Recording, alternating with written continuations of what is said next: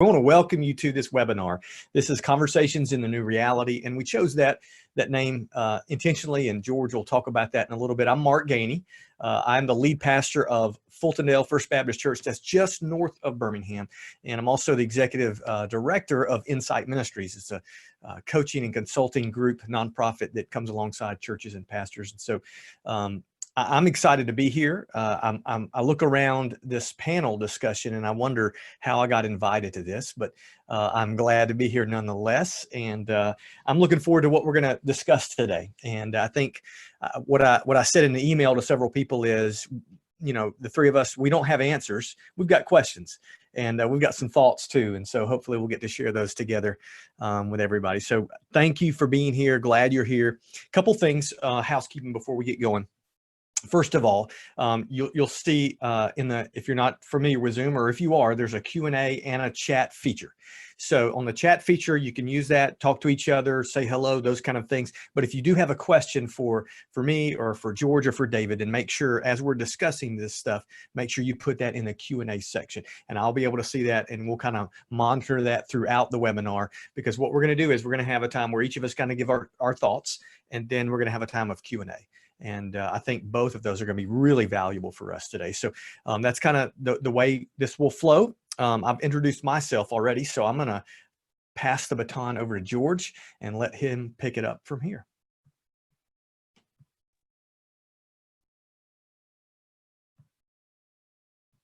Uh-oh, hold on a second, George. Hit unmute one more time, George.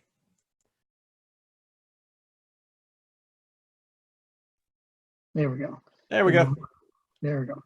So good to see you all. Thank you, Mark, and thank you all. It's good to see. I was scrolling through some of the names as you came on to see people from the East Coast all the way to California and the West Coast. So glad to have some of you with us. And CJ, I know you got up early this morning, and Young, both of you out there on the West Coast. Appreciate you being with us today. My name is George Yates. I am the founder of Sun Care Ministries, a ministry that works as a consultant coach with churches. I work with churches, associations, districts, state conventions, different entities in helping churches and leaders fulfill their role given by God, and to fulfill the Great Commission. And so grateful to be here, be a part of this, and do this. And David Stokes is with us. He may want to say something else about himself, but I'll just share with you. He is the Associational Mission Strategist for Central Kentucky Network of Baptists, which takes in the Lexington area, and I think about 5 other or parts of 5 counties there in Central Kentucky. And David and I got to know each other when I moved back to Kentucky 11 years ago, and he had me into his church to do some equipping. And then since he's taken this role as Associational Mission Strategist, I've been privileged and pleasure to work with him as a contractor with several of his churches and different projects that he works with. He's done a great job of turning that association into a futuristic looking entity that is built for today and not just what it had been for many years before. And so just appreciate both of these guys, Mark and David, being with us. Mark also, he didn't mention, but he has a YouTube channel, and I would encourage you, just go to YouTube, type in Mark Gainey. He's got some great videos on there, just educational equipping and just assistant video for church leadership. So do that, as well as some other things that he's involved in. Let me talk for just a moment about how this all got started. I've been writing, and many of you, or several of you, receive a blog post from me. It comes out every Tuesday. I've been writing a blog for about 12 years. And during the pandemic that we're now in, I've started writing about different things about the church and what the church sees. That blog has always been about church leadership and church health. And so as we were going through this, I heard about 3 to 4 weeks in, people talking about, we just can't wait to get back to normal. Can't wait to get back to normal. I want to get back to the our old ways, our old normal. And I got to thinking, and I wrote about this in a couple of blog posts, is we need to be careful what we say and what we're thinking about, because the normal is gone. And as we've moved through this, we've realized that even more. The old normal is not there and probably will never return in many aspects. And so I started using the term new normal. And then about 6 weeks in, I realized, wait a minute, that's not good either, because that's not there is no new normal. And I was trying to think of another term, and I heard Dr. Rick Lance, who's the executive director for Alabama Baptist State Board of Missions, who used the term new reality one day in a Zoom conversation, much like this we were in. And I said, that's it. That's what we need. It's the new reality, because there is no normal right now. Things are changing every day, and will continue to change, not just through this pandemic, but because of the political unrest, civil unrest, and the health issue here of the nation. I think we're going to be in this state of new reality without a normal for some time, at least 2 years. In fact, in one blog post, I put it could take a complete generation for us to move past beyond that. And so as I started writing those blog posts, I get comments back weekly from it. People would call or email or text. And I wrote a couple talking about the new reality and the church. And at one point, I texted Mark Gainey, and I said, Mark, I've known Mark for just about a year and a half with my work in Alabama, and he's been through coach training, the 3 levels of coach training certification with me. And so we've got to know each other a little bit. And I said, Mark, would you read this week's post, yesterday's post, or today's post, and last week's post? And then call me and let's talk about it. And Mark, I don't know if you remember much of that conversation. You probably do. You're younger than me. You still can remember things you said yesterday. But we talked about just the need for what we were talking about, what was in those blog posts, and what you had been seeing as well. I also contacted David the same day with the same message. Hey, read these 2 blog posts and tell me what you think. And that's where these conversations got started. This all came out of conversations and comments, people sending back from those blog posts and webinars, much like this one. And we've all 3 been involved in some of those in different areas for different sections and different people in different parts of the nation, and in our own little world, and then broader as well. And so from there, we just started talking, what could this look like, and what should we do? And we even discussed and prayed about, should we do it? And so we felt led by God. Somebody asked, why these 3? These are just the first 2 names that came to mind. I asked them to read those 2 blog posts and tell me what they thought. And then it turned out, I just believe, as we started talking amongst ourselves and having a Zoom conversation amongst ourselves, that it was evident that God was in this and God had put this together. So appreciate the 2 of you and what you're doing with me here, the 3 of us together. And it's God doing it. It's not us. As Mark said, we don't have the answers. We want to share some experiences and some questions and some thoughts of what we've seen and what we believe can help the church moving forward from today. First, I want to talk about opportunities. Several of my blog posts, this is what got a lot of questions started, is I kept talking about the opportunities that were afforded us through this pandemic, through COVID-19. And I've spoke about churches taking advantage of those will come out far ahead than those who sit back and wait for this to get over so we can get back to some type of normal or get back to what we want. And so unfortunately, I believe that many churches have missed a lot of opportunities. But it's not too late to start, and so that's why we want to start today with this to help us with that very aspect of moving forward, taking the opportunities that God has. I have a saying that I've used for years, and I don't use it as often as I used to just live by this faithfully, and that is, there are no problems, only opportunities. And I truly believe that. And I believe that there are no problems, there are only opportunities. And I've written about that in a couple of my blog posts over the years. I had a gentleman in one of my churches years ago that, excuse me, that would come into my office. He was retired. I was in my 40s, I believe. And he would come into my office, or we'd be driving down the road, and he'd say, George, I've got a problem. Or, George, how are we going to handle this problem? And every time he would use the word problem, I said, we've got a what? He had a problem. And he would share what that problem was. I said, well, Don, I don't see a problem. I see an opportunity.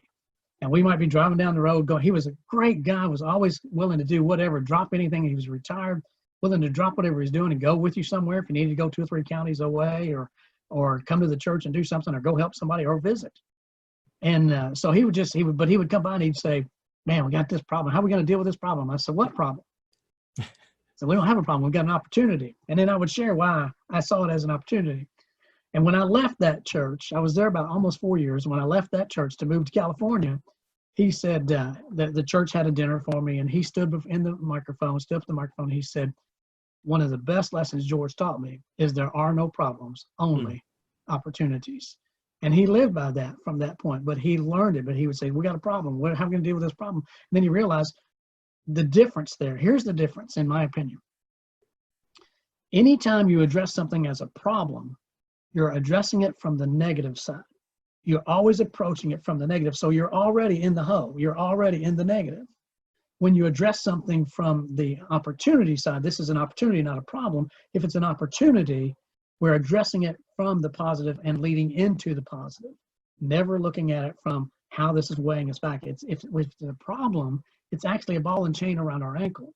When it's an opportunity, it's the next tool or the next vehicle we have to launch us forward.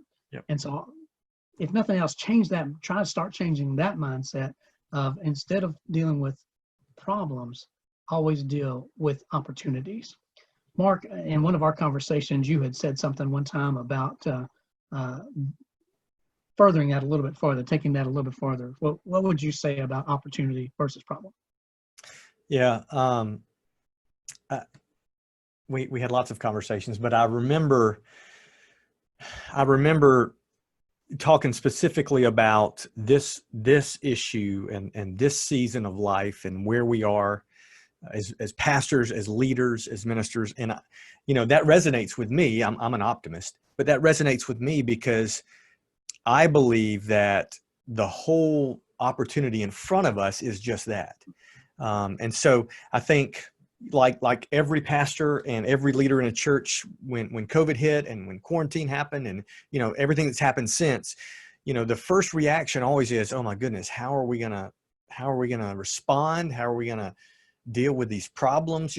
But then it was not long into it, I realized, wait a minute, this is an opportunity given by God. In fact, there are things possible now those things were not possible before COVID-19 hit. And so I began to ask the question, okay, well, what has COVID-19 made possible?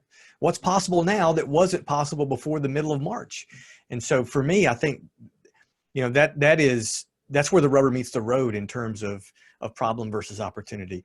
Yeah, there are some things that we're dealing with we never thought we'd have to, and they're difficult and they're hard, but there's a window of opportunity opened by God through COVID-19 that was not here. These opportunities were not here before it hit. So that's kind of my thought on all this. All right, great. David, you'll need to unmute yourself, but what comments would you share about opportunity versus problems? And I know you deal with this as an associational mission strategist every day with churches trying to help them overcome issues.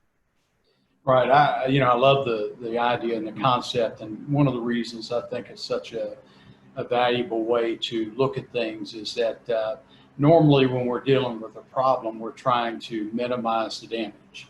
When we're looking at an opportunity, we got our eyes up and looking towards what's in front of us.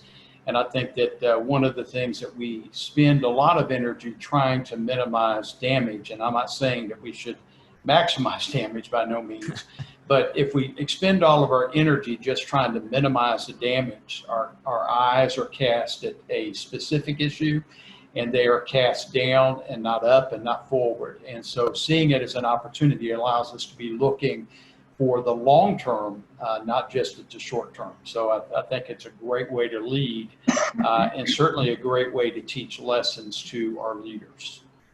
Absolutely. Thank you. As we talk about opportunities and problems, it's a lot of times it's the way we lead.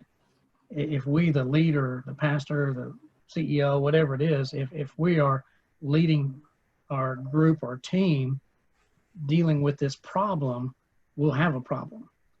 And if we lead them thinking in terms of an opportunity, we have a more positive, open outflow of thoughts from the whole team than we do. And in the church, I think that we've mistakenly, or it's really been cast upon us as pastors and leaders in the church to, instead of lead, we've become managers.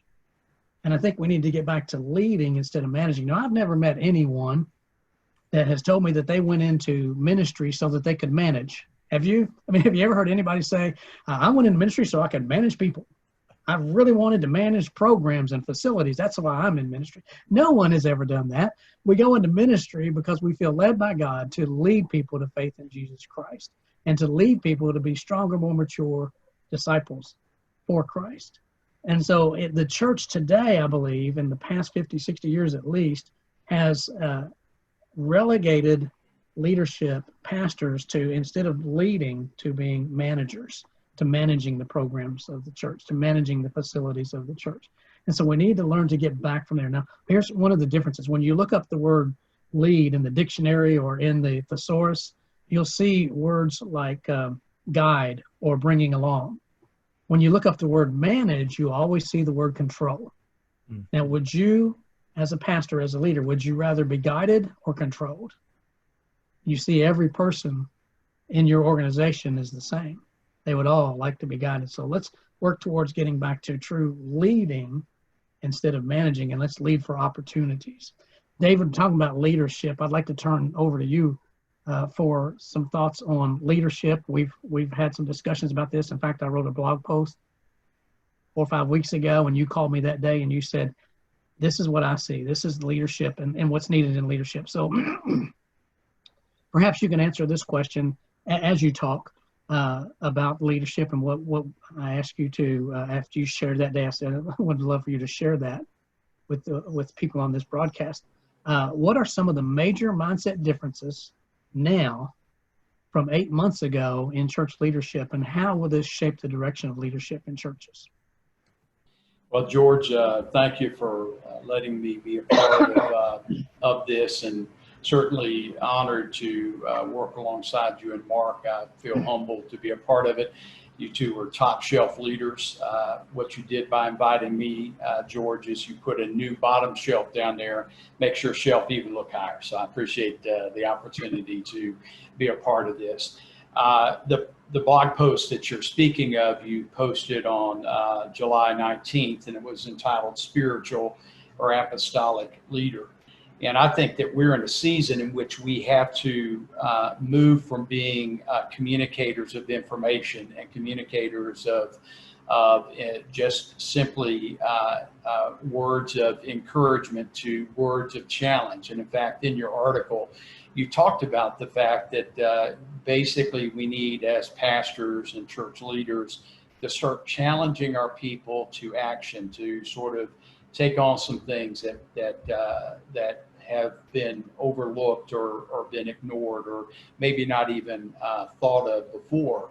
And you described that leadership as being one of striving to move the needle forward in one's own life and then motivating others to join. You talked about the fact that sometimes as we lead in this way, as not just as an informer or passer on of information, but someone who challenges people, that there may not be a lot of people who go with us, but an apostolic leader is not focused on how many go, because they're trusting God to provide the growth and provide the leadership. And then you pointed out that that apostolic leader is a spiritual catalyst, a promoter, a facilitator, a spark plug to ignite and channel the fuel for progressive and effective ministry moving forward, and that we challenge others to do that. I sort of want to build on that idea, George, and talk a little bit out of John chapter 4 about that type of leadership approach. Now, when I use the word, and George, I believe I'm speaking for you as well, when we use the word apostolic leadership, we're not talking about an office, and we are not talking about an authority. What we're talking about is a set of leadership principles, and what we're talking about is utilizing the giftedness God has uniquely given us to challenge and move the church to a new level.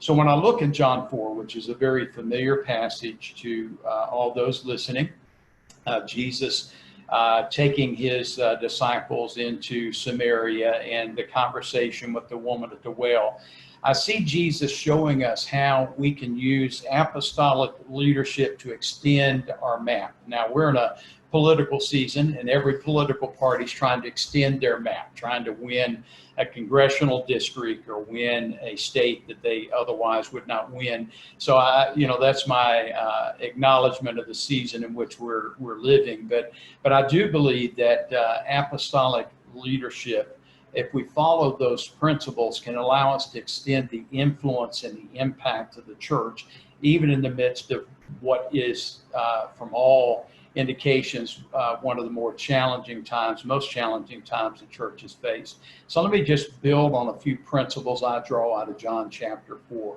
First, that apostolic leadership consistently breaks new ground. If we're going to be leading in this way, we're going to be breaking new ground. But here's a key part to this. We don't wait until we have to. In other words, we don't wait until everything's fallen apart and then we try to think of the new thing we're going to do. Apostolic leadership breaks new ground even while things are going well. If you look there in John chapter 4, verses 1 to 6, you see the context of what happens. Look there, it talks about that the Pharisees recognized that Jesus was making and baptizing more disciples than John. So what does Jesus do? He gets his disciples out of town. He says, we're going to Galilee by way of Samaria. In other words, they were at the height of ministry. People were noticing their influence, and Jesus said it's time to go plow in some new fields. It's time to go somewhere else and do something different. Now, we can get into why he felt to do that, but we see the context was not at a moment of fear, a moment of failure, it was at a moment of success, and he led his disciples to break new ground. Note the intentionality. It says there that they had to travel through Samaria. No, they didn't. They could have taken the long route. In fact, they would have been willing to take the long route to avoid going through Samaria. The reason they had to go there is that Jesus had a purpose for them being there. And if you're going to lead in this way and break new ground, you got to be intentional about it. So I had a challenge just to think in terms of taking hours in our week and intentionally going to places we would not go, and breaking the routine of our cycle and intentionally going and looking for new opportunities. Just make that a part of your new routine moving forward. But then note the determination. It says when he got there, he was worn out from his journey. He sat down at the well, and it was about noon. Now, none of that is accidental. None of that reporting is because John just didn't know what else to say. All that is important information. All of that is important because Jesus knew where he was going and why he was going there, and he knew when he needed to be there. We see that same thing in Acts chapter 8, verses 26 and 27. We see that Philip was in the midst of Samaria experiencing a great movement of God, and an angel of the Lord told him to go out into the crossroads in the middle of nowhere and be there at a specific place and a specific time because there was a divine appointment with an Ethiopian. Because Philip, in the midst of seeing what was happening in Samaria, had learned the lesson from the disciples who had learned from Jesus that leadership means that we're consistently breaking new ground even when things are going well. And so he was willing to leave where he was at to go. So that's the first principle. Apostolic leadership consistently breaks new ground, but it doesn't wait until it has to. Second principle is that apostolic leaders find ways to turn the focus on its head. They don't allow other people to dictate the focus. They find a way to turn that conversation around to focus on what has to be focused on. We see that in verses 7 and 8. The disciples have left to go in and find food. That's how we know they were Baptists. They were always looking for food. But we'll leave that alone at this point and not develop that any further. But the bottom line is Jesus turns to the woman who comes in the middle of the day, an outcast in every way, shape, and form, and says to her, "Give me a drink." Now, that was a radical statement for Jesus to make to that woman. You see, in Jewish culture, they were a society of hospitality. Even the Pharisees and the Sadducees were willing for Jesus to come into their house.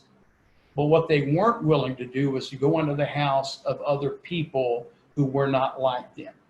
Jesus turned everything upside down because he turned the focus not by hosting people in his place, but by allowing the wrong folks to host him. He always allowed the wrong folks to host him, and that's where he got condemned as a friend to sinners and drunkards and everything else. You see, he changed the focus of the conversation. We see that in verses 34 and 35 when the disciples came back from town with their food. They were amazed that Jesus was talking to the woman. Why are you talking to her? They were saying it out loud. They were thinking it in their hearts. And then when she left, they wanted to know, Jesus, you need to eat something. We know you're hungry. You got to eat. And what does Jesus do? Jesus changes the topic. But he did not do it by ignoring what they said. You see, when we talk about apostolic leadership, we're not talking about authoritative leadership. You do not dictate what happens. You do not ignore your people. What you do instead is you use where they are as a platform to change their focus. He listened to what they said, he responded to what they said, and then he abruptly changed the subject. He did abruptly change it, but first he acknowledged where they were, and then he changed the focus. And what focus did he change to? To the harvest. He started talking about the harvest.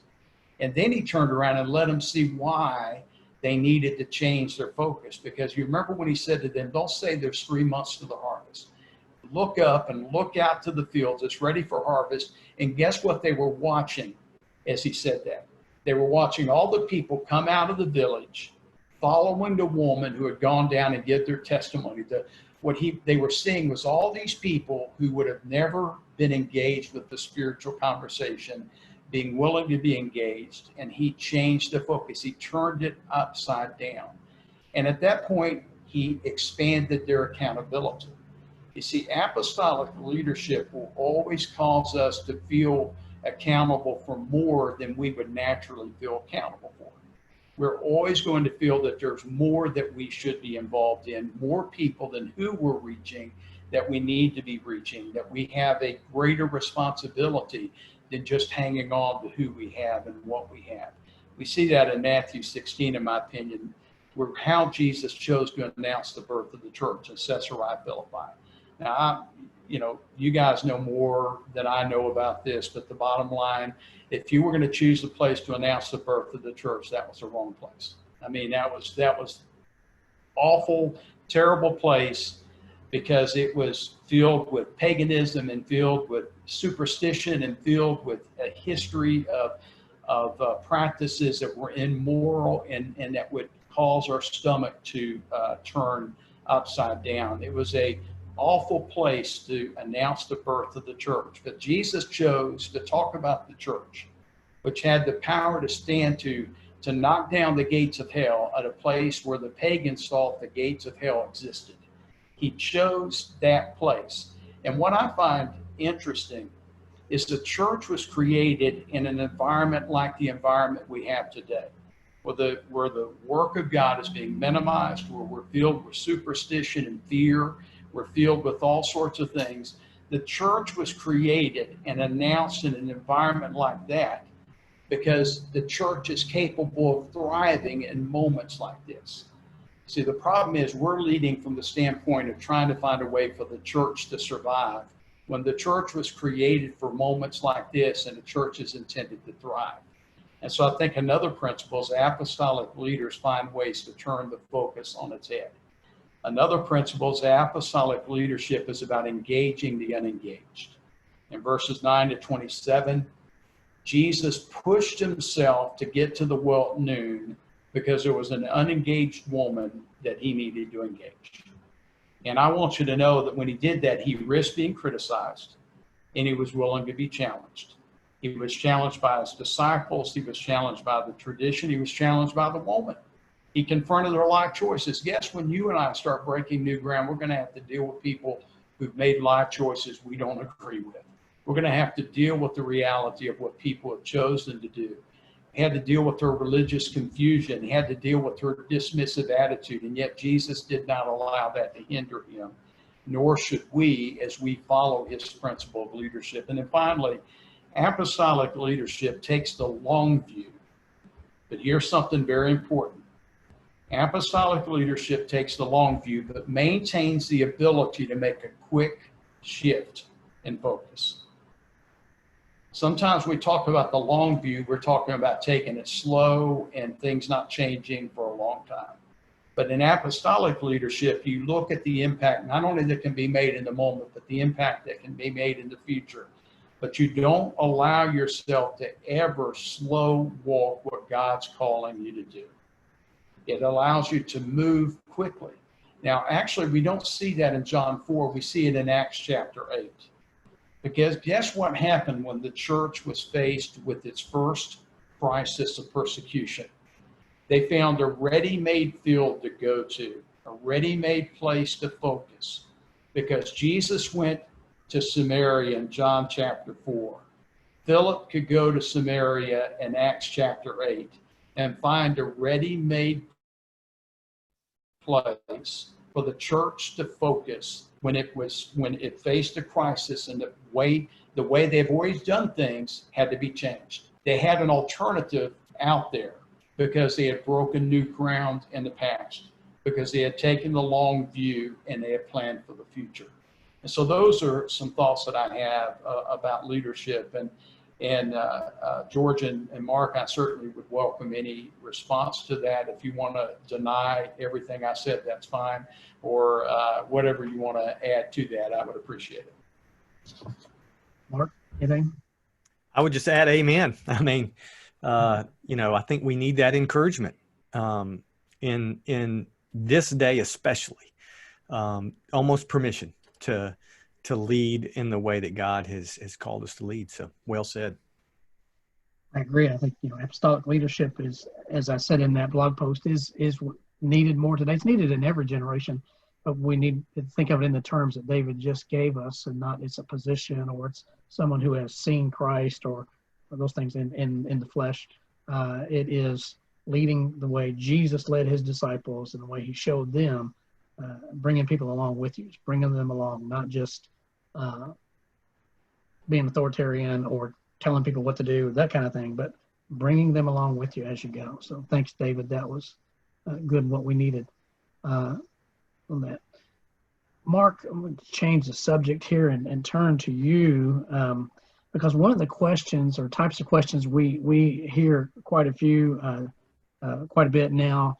I heard it on a conversation I was having with some pastors a couple of weeks ago, and I've heard it in private things and in a personal group an in-person group where I was at recently, and that is getting people to return to church.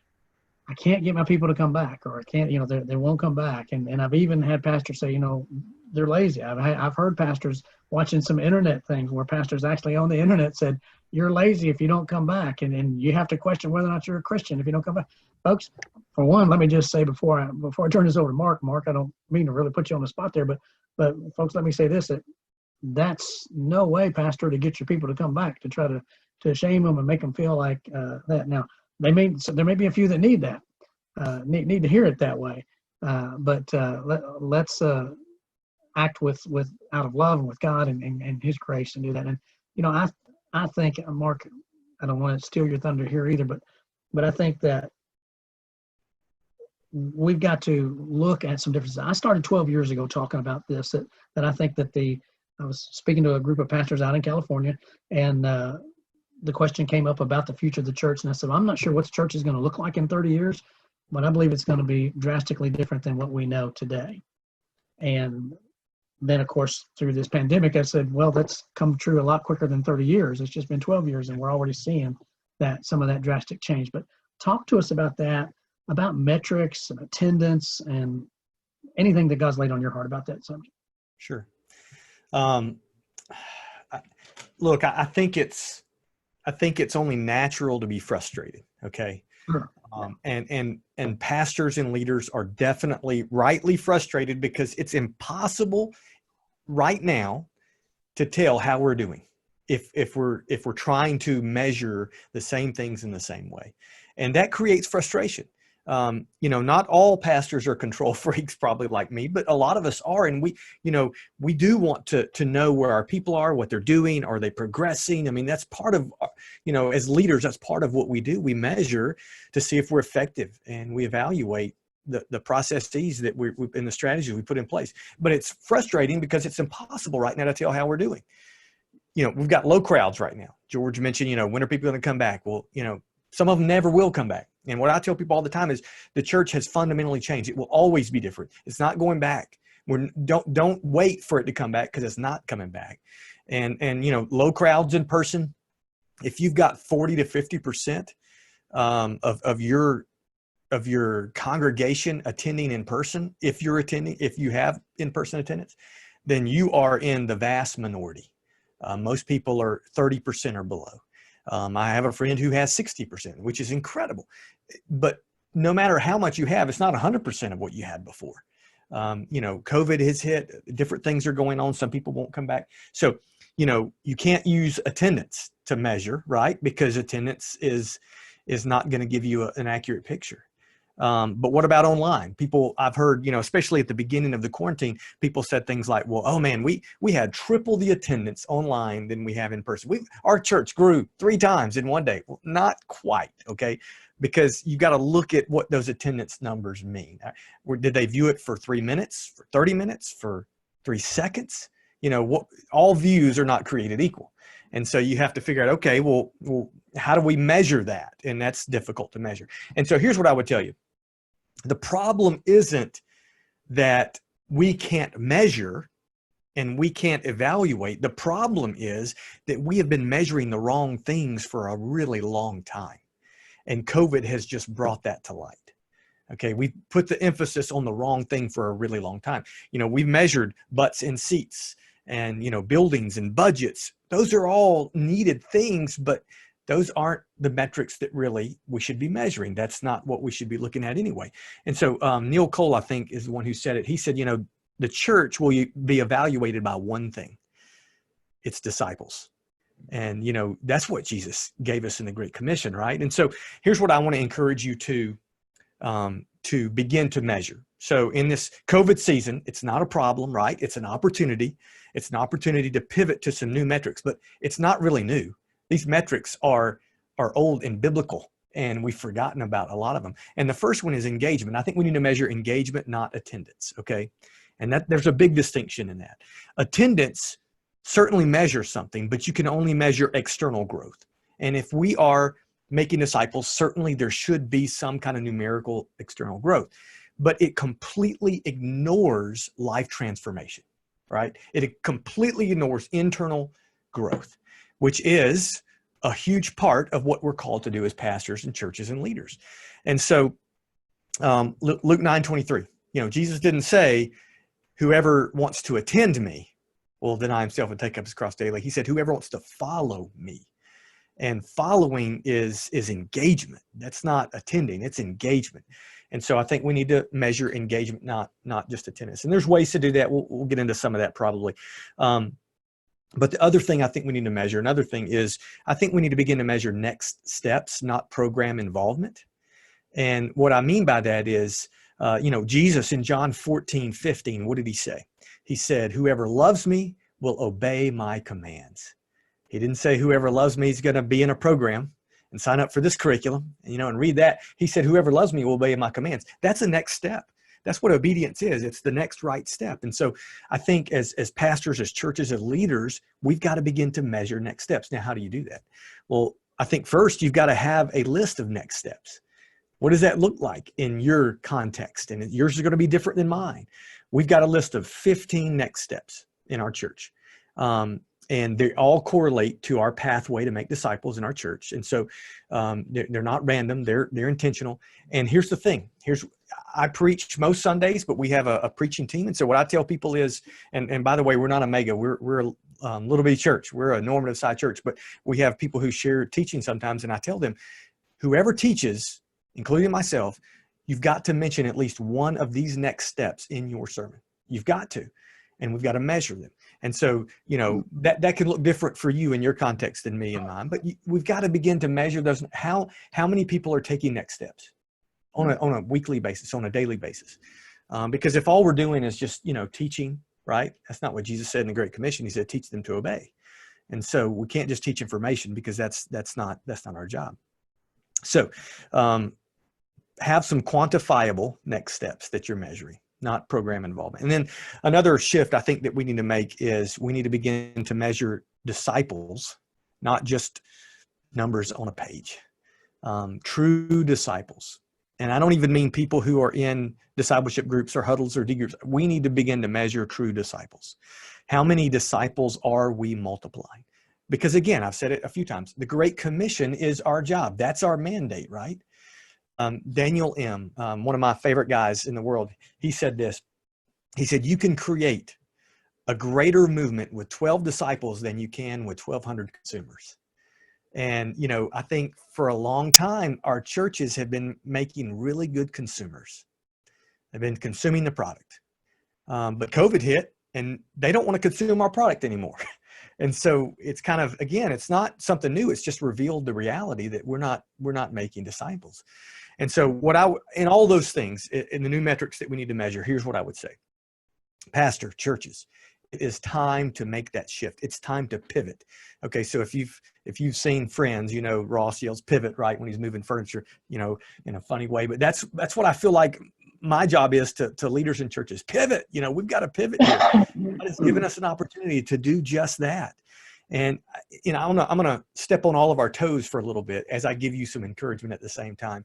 And one thing that I've noticed is that, you know, when the quarantine hit, right, think back to March or whenever it hit for you in your church, in your context, we were really quick. Oh, sorry about that. There we go. We were really quick to pivot on online giving, weren't we? Because we looked around and thought, uh-oh, we got to find some way to get the income coming in, right? We're not meeting in person, so we've got to figure this. So online giving, oh, we haven't done this yet. We're going to pivot to it. And then we pivoted quick to that. I mean, like record-breaking speed of decision-making in churches all across the country because we had to get our tithes and offerings in. And so my challenge is, why would we pivot so quickly on something like finances, which are important, certainly, but we're not quick to pivot on things like metrics and changes and this paradigm shift that we've got to make. And so I would just encourage you and challenge you, pastor and leader, let's be quick to pivot in these approaches to ministry as well. And so my encouragement to you is just, look, we've all said this in a different way, but be faithful to what matters. Jesus said in Matthew 10:28, don't fear man who can just kill the body. Fear God who can kill the body and the soul in hell. And so the principle behind that, if you're a follower of Christ, you don't have to fear, you know, either of those outcomes. But the principle is fear God, not man. And look, as you begin to pivot, as you begin to make a shift, you're going to get some heat, even in the middle of COVID-19. Unfortunately, I know pastors who have been dismissed from their churches in the middle of this craziness.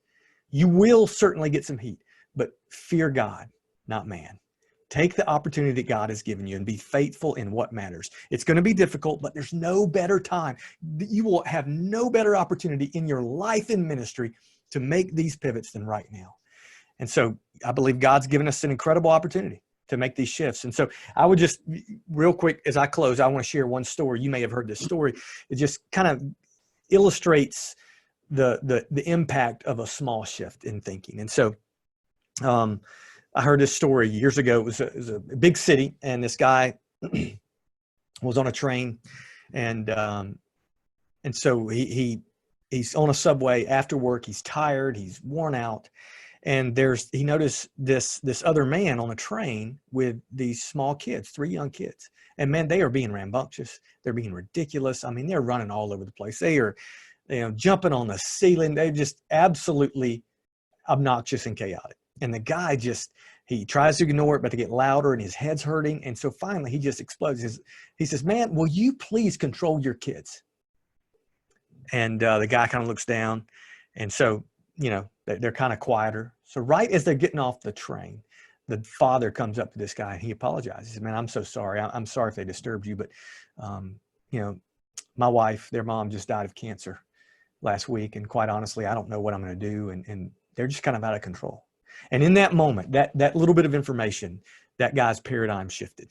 Unfortunately, it didn't shift before, but it shifted then to not being upset or angry or, you know, just frustrated, exhausted to, man, this guy, he's going through some tough stuff. These kids are going to have it rough. And, you know, one little statement, one little truth can totally shift our thoughts and our paradigm. And I think God is using COVID, hopefully, to do just that for us. This truth has opened our eyes to something that maybe we should have seen before, but we haven't, that we need to see. So I believe this is an opportunity like no other. I think we should take it. So David, George, thoughts? David? Yeah, Mark, thank you for that. That's, I think, great. I think one of the temptations that we're finding as pastors are trying to keep from being discouraged is they are taking the path of least resistance to find positives. And I think that we have to be careful here. We do want to see not the problem, but the opportunity, but we also don't want to find comfort where we shouldn't find comfort either. We need to find comfort in the fact that we're being challenged to stretch ourselves and to move beyond what we've typically done. For most of us as ministers, the very things that we are concerned about the church haven't changed. The problem was that we could find comfort in what the church did well. And now that that's been taken from us, we need to focus on what we've always known the church needed to do. We've always known it, and we just need to focus on that because we do have an opportunity now, as you said, Mark. So I appreciate your words and your thoughts there. Absolutely. Thank you, David. Thanks, Mark. That was, man, what else can you say on top of what you just said? That was so pivotal for us all. We need that. I like your word using pivot and pivot. We need to pivot and be pivotal in what we're thinking and how we're accessing our practices, because it is a new day. Everything is new. And you talked about numerical growth, and I agree. One of the things that I've said for years is numerical growth should always be a byproduct of everything else that we do. Even using Gene Mims's spiritual growth thing that he used with spiritual growth, numerical growth, ministry expansion, and missions awareness, has always put numerical growth last. And so that should be an outcome of all those others first. So thank you for that. And the next steps is that's so good, and it's not difficult. And that's the thing about this is God has given us these opportunities in front of us if we just take advantage of them and think about what is the next steps for us. What would be the next step for most people in my congregation? What would be the natural steps for them to move forward? And so good word on that as well. And hopefully we can help expand on that a little bit later in a future Zoominar. I'm calling them now. But some of our churches are trying and looking at that. If you have any question, anybody that's on here about how to do some of these things or how to start, where to get started with that, moving from problems to opportunities, next steps, developing next steps for our church, contact any one of us. I know Mark put my website and his website, Insight Ministries website, on the thing. My email is on there. David's typing right now, I think, so he's going to put his on there for you. But you can contact us. We're here to help. I like to tell people it doesn't cost you anything to make a phone call or send an email. Right. Unless you start calling me every day, then I might change that. But no, I'm more than willing to have. That's God's calling on my life to do this. None of us are getting paid to do this. We're here because we love the church, and we love working with you all and want to help you all with that. We've got a challenge question. I'm going to turn it back over to Mark because I want to make sure that we get any Q&A. Please, if you've got any questions right now, type them in the Q&A box because Mark's going to be pulling those up for us and talking to us about those. But our challenge question for you, Mark will probably repeat this before we get off the air, but is what has this season, during this pandemic, what has this season made possible that was not possible before? And Mark alluded to it, David alluded to it too, but Mark alluded to it that with the giving, we jumped there. But what other opportunities has God given us that we maybe saw or we're seeing now, but we didn't realize it ahead of time? What has this season made possible that was not possible before? That's our starting point. That's our jumping off point. So, Mark, I'll turn it over to you for Q&A and any other comments you've got. Sure. Well, we don't have any active questions. The questions we've had, and I'll cover those out loud too. I've tried to put them in the chat, but one question was recording, and we put a couple of different places. suncare.net and insightministries.org. I know those are two places that'll be made available. There's probably some other places that it will be made available to. And so those were the main questions so far. But yeah, there's a Q&A button. Click on it if you want to ask us some questions. And I'm not sure. I always wonder if we have very few questions, does that mean that we did a poor job and we weren't clear, or we did such a good job that it was clear and nobody had any questions? I'm just going to pretend like it was the second. Mark, I do have a question for you. Is that your picture of your leadership team behind you? Yeah, when people see that, they think initially it's like the Last Supper, but then that's an Avengers picture. So yeah, I just look back there when I need a little inspiration, or I look at Thanos when I need some motivation to kick Satan's booty. So. Well, and George, there's some questions coming in. George did say, he mentioned that challenge question. I think that's important. I guess if we could summarize everything, it's that question is what we want you to take away, and is what has this made possible that wasn't possible before? One person did have a question, and I think we kind of talked around this. We didn't answer it, but one person said, what does it take, or what will it take for people to return? And I'll start, if you don't mind, in kind of addressing that. And I think while that is certainly a legitimate question, it's different for everybody. I've heard people say things like, well, once we get a vaccine, or, once, the numbers start going down, we hear all those kind of things. And so I think it's going to be different for everybody you talk to. But I would even turn that around and say, I don't even ask that. I don't even ask what's going to take for people to return, because when people feel comfortable to return, they're going to return, the ones who will return. My question is, okay, who has God raised up for us? That's the new core. In fact, I wrote a list several weeks ago I have a Rocket book, and I wrote down on my Rocket book a list of our new core, and people who God allowed to return and to step up. And I think rather than asking what's it going to take to get people to return, my question is, what's it going to take for the people who are here to reach more people for Jesus? And that's kind of what I've been asking. But anyway, I'll let you guys address that too. I think, one of the things that I've shared with some pastors the last few weeks is, of course, part of my blog post has been the church was created. God instituted the church to be a movement, not an institution.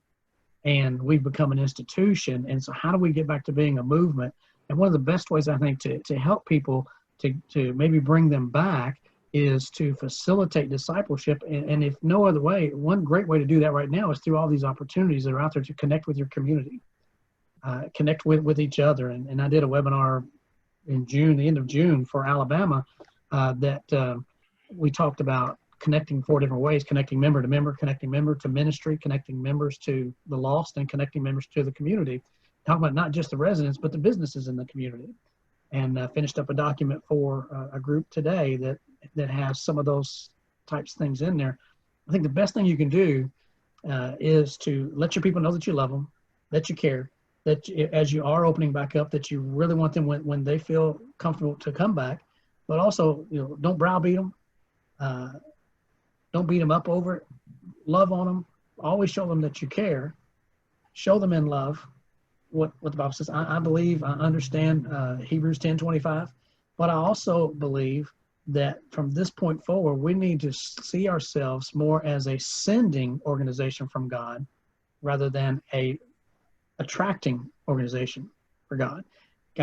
Jesus said, when you lift me up, I will raise all men to me. Raise me up and I will bring men to me. So when we do that, when we're helping people to serve, we're helping them to grow as a disciple. When we're helping people to serve, we're getting them involved. And there's something we're doing at our church where we're just providing a bunch of meals for people who have been serving in our church for years, just to say thank you.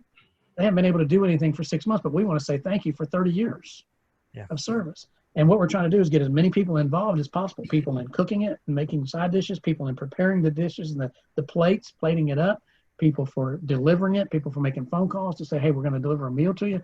And so we're trying to get as many people involved, because it's my belief that the more I can get people involved in serving, the more they will be willing to serve, and they will grow as they move forward. And that's discipleship.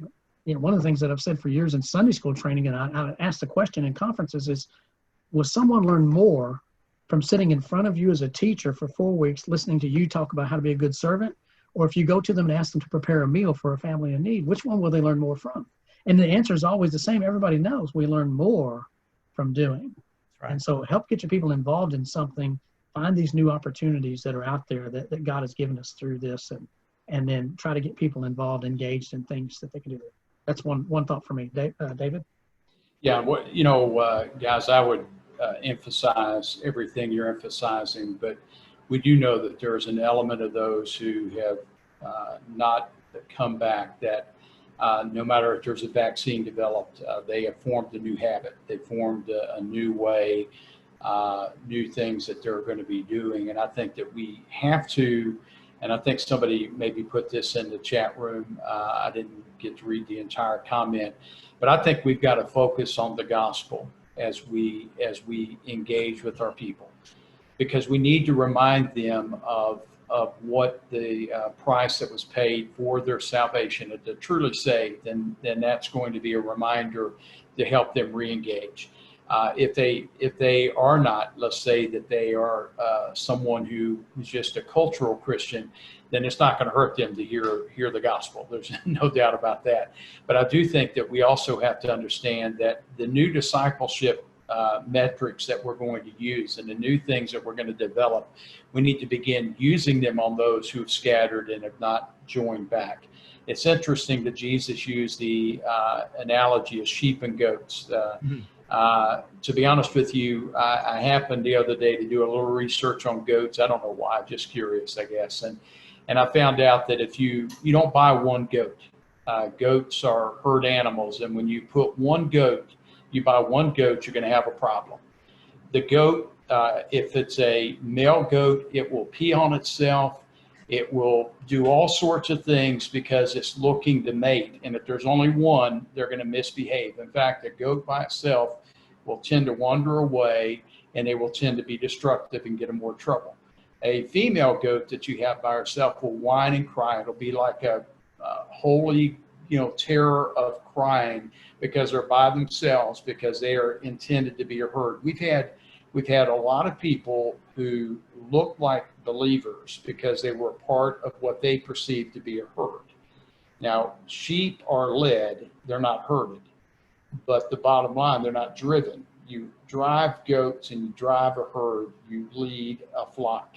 And the bottom line is, we've had these people in our church, and now that this maybe have identified them, we need to not scold them for doing what they're doing, because to be honest with you, if they do not know the Lord and they've only been a cultural Christian, then all we're going to do is put their cultural Christianity on steroids. We've got to engage them with the gospel and what a true disciple of Jesus looks like. Right. So. Yeah, and I think, again, this has maybe showed us a reality. We think people, when they show up, they're engaged. But, I mean, what if they were just showing up and they weren't engaged anyway? Then really nothing's changed. They're just not showing up anymore. And so I think somebody put in the chat, I think Daniel did, maybe it'll take what reached them in the first place to get them back. And I think that's right. All right. So a couple more questions in the Q&A that I want to address. I'm going to go ahead and ask them both at the same time. They're not exactly the same because we're short on time here. I'm going to ask both of these at once. And I may not touch one of them, and I may touch one of them and let you guys handle the other one. But a couple questions are: what would you suggest for pastors who have older members who are scared to return? Some of these have not had any services, and so that's the first question. The other question is: do you believe it's wise to defy government concerning indoor services? What scriptures back up those pastors defying government orders? Thank you. And I think there's somebody put a question in the chat about elderly members too. So, our church before COVID was probably 50 to 60% seniors, maybe 50%. And so we have 95% of our seniors not coming back yet because, they're afraid. And we've encouraged them to stay at home and watch online. There are some that can't watch online. And so we went old school, man. We went and started recording or getting the video, because we put it online, video, and putting it on audio on CDs, and we're mailing out CDs every other week to people who have asked for them. And so, we want to engage them. We don't want to forget about them. We try to encourage them that their ministry of prayer and support and encouragement is as important as anything else right now. And so we want them to know that. So I think, as hard as this is for us pastors, I think we just have to be patient. And here's what I would say on that other question. I'm not gonna tell you that there's scripture at this point to justify defying the government. You have to decide that for yourself. I don't think we're to the point of persecution, other than maybe one state. I don't think there's anybody who said you can't meet at all.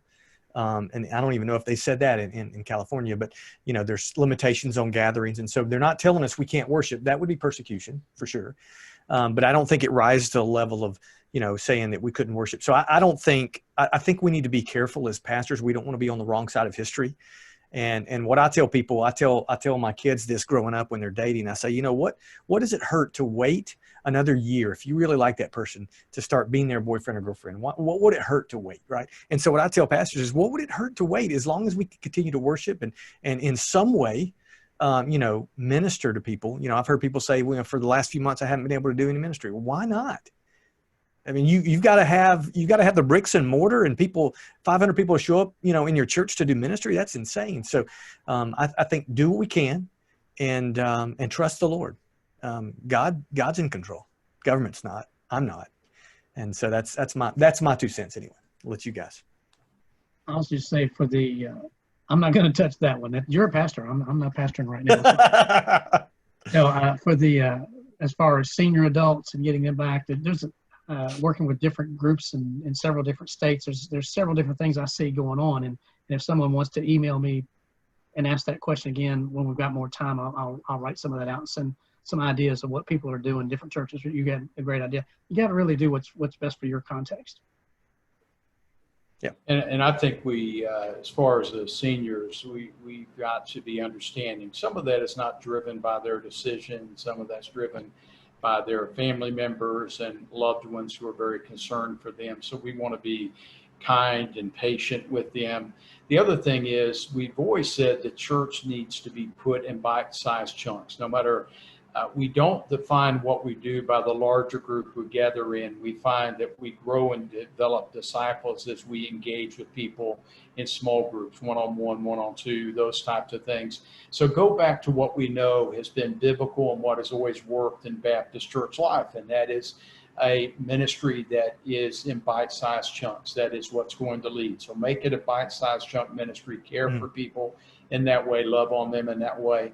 The question of defying the government at this point is there are contradictions coming from our government. So what are you going to do? You're going to defy certain things and not defy other things. I think that right now there are such a mixed signals being sent out.